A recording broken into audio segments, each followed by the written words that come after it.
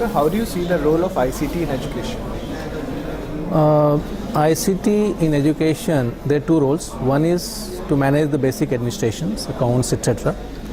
And the core area is academic administrations, academic management, which is called academic ICT, where if you talk about content, you talk about delivery.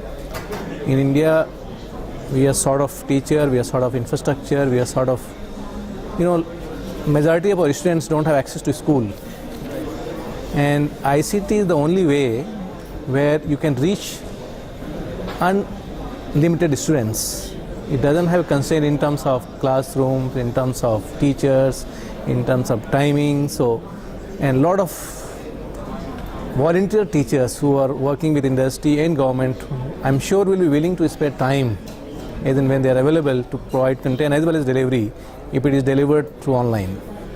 So therefore I think ICT will play a very important role in right to education, particularly when government wishes to achieve that, and not only right to education but also right quality of educations, because today school education in the urbans are doing fairly well because of private educations, but what about small towns, what about villages, and the entire talent of the country lies there.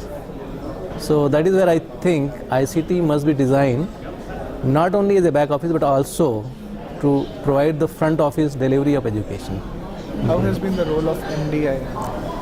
MDI is a business school, and I would say we have just started campus solutions in the process of evaluation, and we have a target within a year to completely ICT enable back office as well as the academic delivery, which already I am actually chairing that program at MDI. The higher education system also suffers from misalignment of the supply, in the sense that while there are courses in which the demand is in excess of available number of seats, there is excess capacity in others. I mean, some of the courses the demand is very high, Right. but there are vacancies and there are seats available in the other courses. So there is no standard. You mean engineering education? Yes, engineering management. Yeah, engineering and management, the quality varies in a big way. So today if you talk about management education, majority of the top institutions are coming from government funded institutions like IIMs.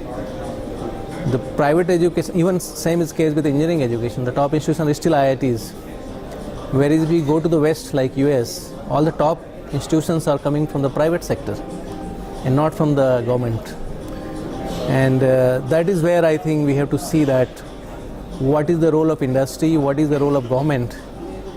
In India, maximum funding is coming from government, not from the corporate. And that is where I think there is a misalignment, there is a difference in quality, and difference not only in quality, in fact, quality, I mean, we are judging only by the quality of students. We are not judging by quality of delivery, quality of content, quality of intellectual capital creations, etc.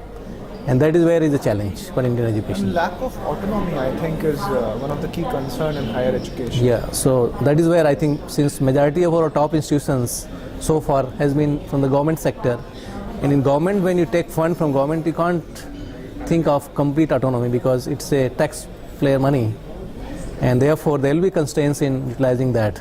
So unless you are able to generate your own, and that would require a lot of capability internal, which you have to create first. So it's a eggs and chicken situation, whether the quality will come first or the infrastructure will come first.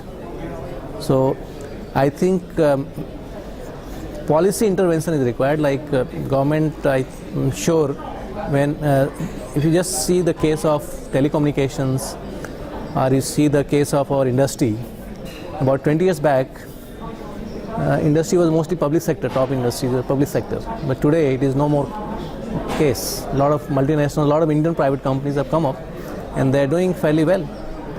Same is the case with telecommunication. There was only government telecom service providers about 10 years or 20 years back. I mean, today you can see large number of Indian private companies, not only MNCs but Indian private companies have come up and they have performed very well.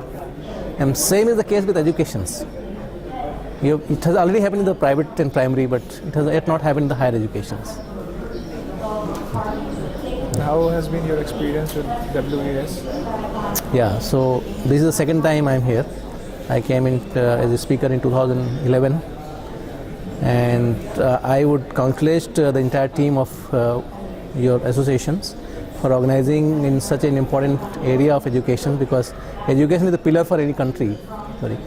And unless the academicians, policy makers and industry come together and understand and discuss, and media also propagate, I'm sure we'll be left in the mercy of only government policies. Yeah. So in that way, I think WES is playing a very important role in terms of at least creating awareness, and in terms of creating participations and discussions, and therefore I think it has a very important role to play in coming years. Thank you so much, sir, for your time. Thank It's you. a pleasure having you here. Thank you.